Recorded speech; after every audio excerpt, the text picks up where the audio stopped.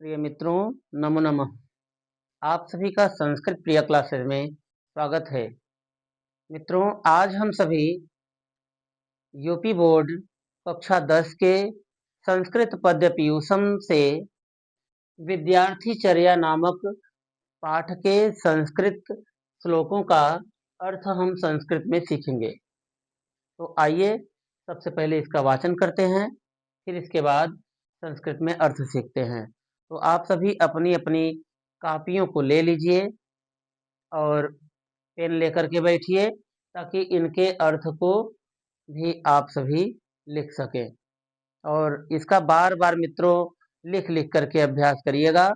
और यदि बार बार लिख करके अभ्यास करेंगे तो वहाँ पर एग्जाम में लिखना ही है और आप आसानी से लिख पाएंगे।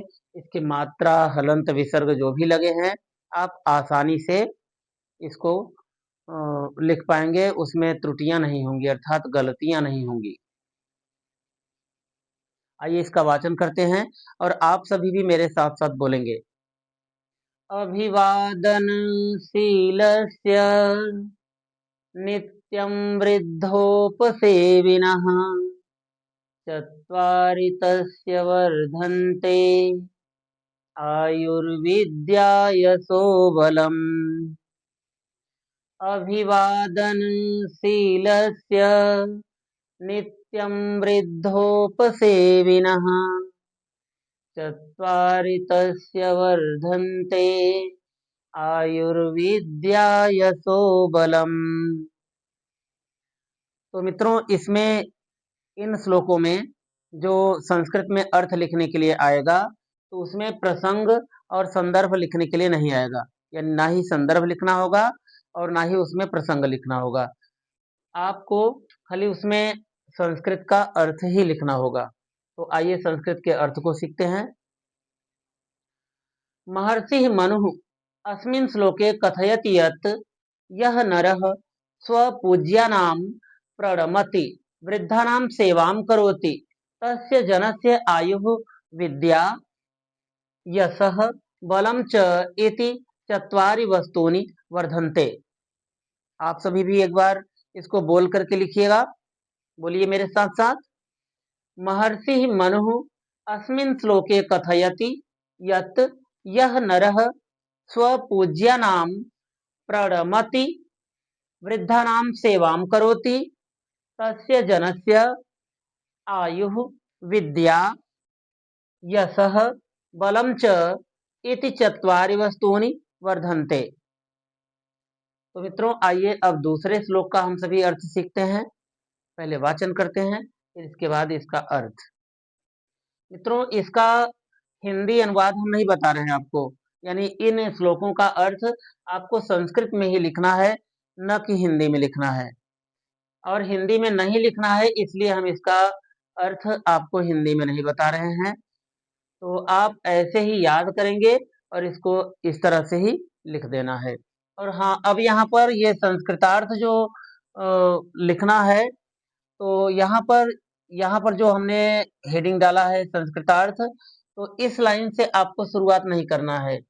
अब कहेंगे कि आपने तो शुरुआत किया है, तो हमने तो इसलिए शुरुआत किया है यहाँ पर क्योंकि अगर हम यहाँ से एक लाइन छोड़ छोड़ के लिखते तो ये हमारे सभी श्लोक नहीं आ पाते बोर्ड पर। तो आप सभी जहाँ पर हमने ये हेडिंग डाला है संस्कृतार्थ, इस लाइन को छोड़ देंगे, बल्कि ये जो यशः बलम वाली लाइन है तो आप यहाँ से शुरू करेंगे महर्षि मनु से, यानी कि एक लाइन छोड़ करके दूसरे लाइन से लिखना प्रारंभ करेंगे।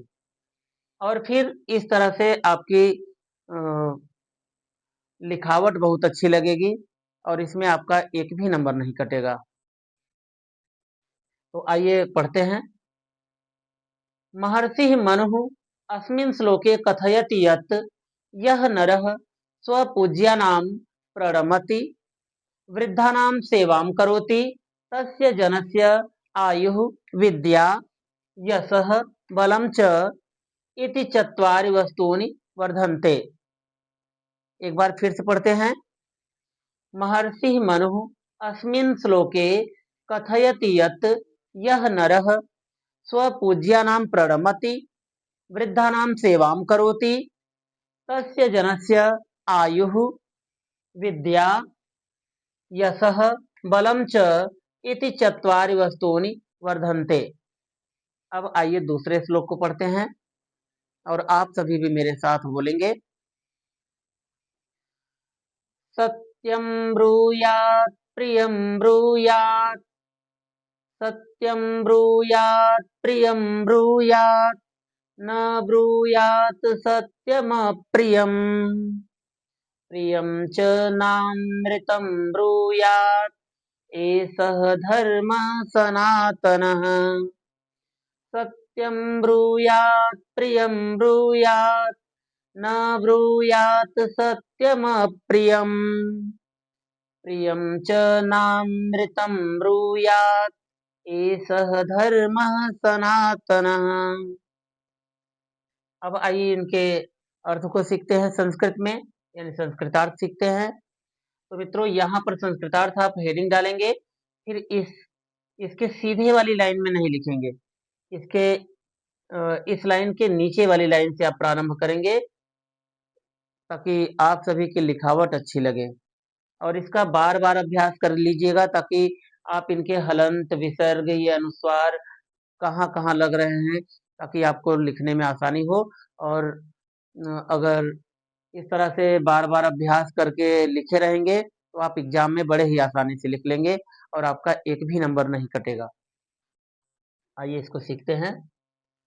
अस्मिन् श्लोके कविः कथयति यत् मनुष्यः सदा सत्यं वदेत्, तादृशं सत्यं न वदेत् यत् कस्यापि अप्रियं कटु च अस्ति। तादृशं प्रियम् अपि न वदेत्, तादृशं प्रियम् अपि न वदेत् यत् सत्यं न अस्ति। इत्थं प्रकारेण सत्यप्रियभाषणं सर्वेषां समीचीनः धर्मः अस्ति। एषः सनातनः धर्मः अस्ति।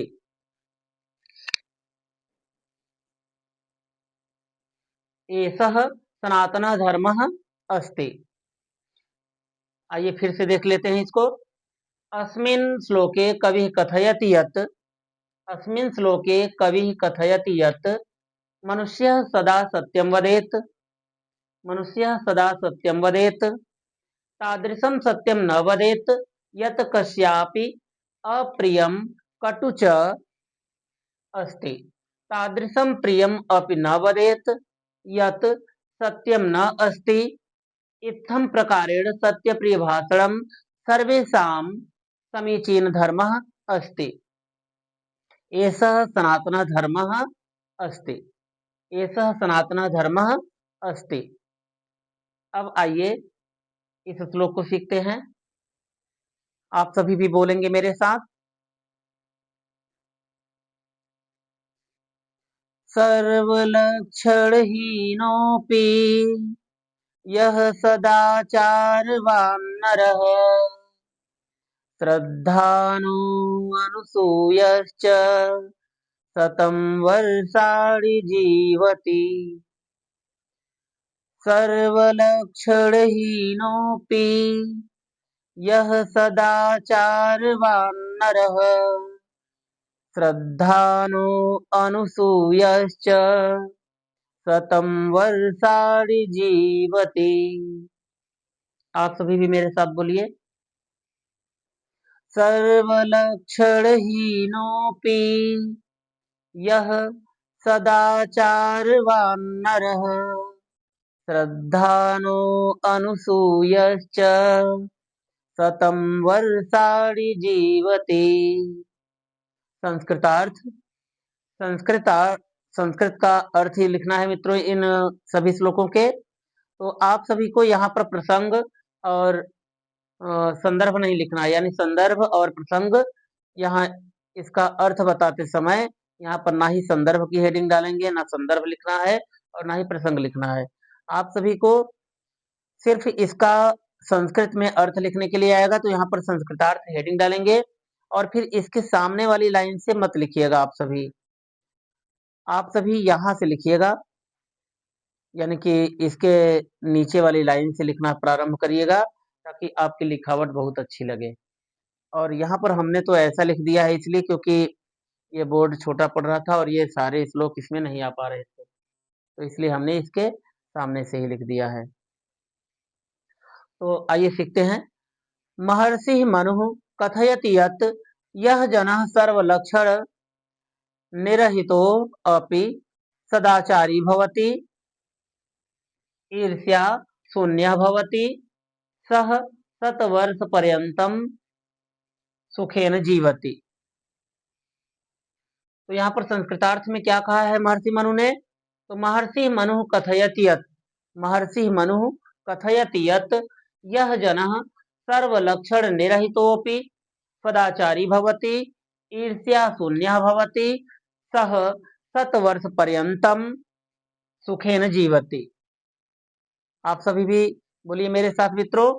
महर्षि मनु कथयति यत् यह जनः सर्वलक्षण निरहितोऽपि सदाचारी भवति, ईर्ष्या शून्यः भवति, सह शतवर्षपर्यन्तं सुखेन जीवति। फिर से, महर्षि मनु कथयति यत् यह जनः सर्वलक्षण निरहितोऽपि सदाचारी भवति, ईर्ष्या शून्यः भवति, सह शतवर्षपर्यन्तं सुखेन जीवति। अब आइए लास्ट वाला श्लोक सीख लेते हैं। तो आप सभी भी पहले इसका वाचन करेंगे, मेरे साथ साथ बोलेंगे। सर्वं परवशं दुःखं, सर्वं परवशं दुःखं, सर्वं आत्मवशं सुखम्, सर्वं आत्मवशं सुखम्, एतद्विद्यात् समासेन लक्षणं सुख दुःखयोः। सर्वं परवशं दुःखं, सर्वं आत्मवशं सुखम्, एतद्विद्यात् समासेन लक्षणं सुख दुःखयोः। मित्रों, आप सभी भी मेरे साथ एक बार और बोलें, फिर से बोलिए। सर्वः परवशं दुःखं, सर्वं आत्मवशं सुखम्, एतद्विद्यात् समासेन लक्षणं सुख दुःखयोः। तो मित्रों, यहाँ पर संस्कृत का अर्थ लिखने के लिए आएगा। आप सभी को संदर्भ और प्रसंग इसमें नहीं लिखना है। आइए इसका संस्कृतार्थ सीखते हैं।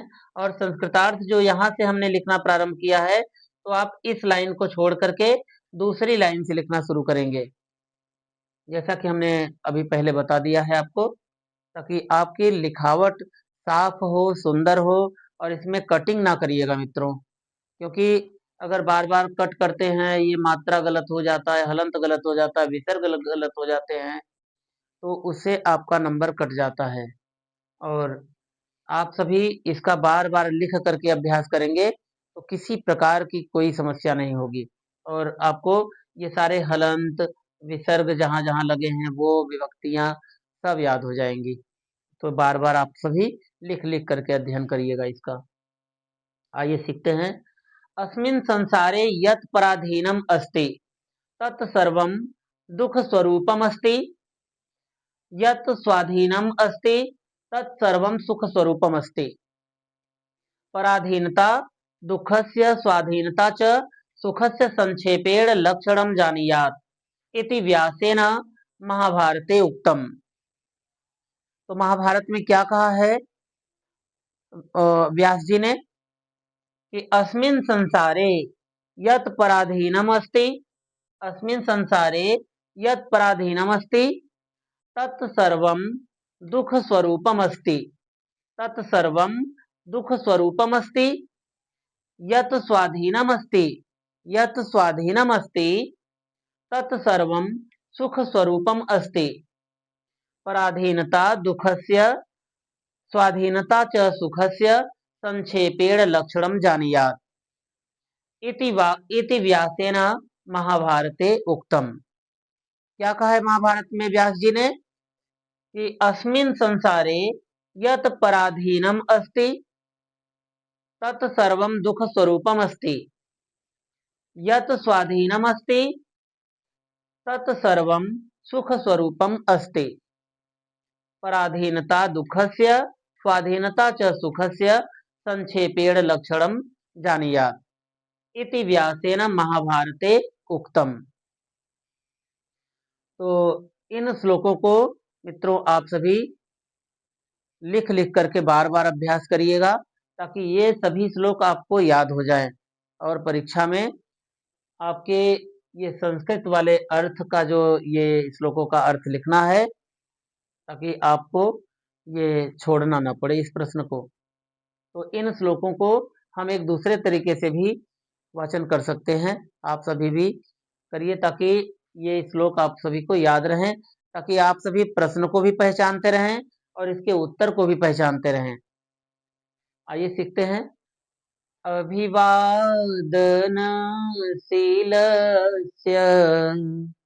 नित्यं वृद्धोपसेविनः चत्वारि तस्य वर्धन्ते आयुर्विद्या यशो बलम्। अभिवादनशीलस्य नित्यं वृद्धोपसेविनः चत्वारि तस्य वर्धन्ते आयुर्विद्या यशो बलम्।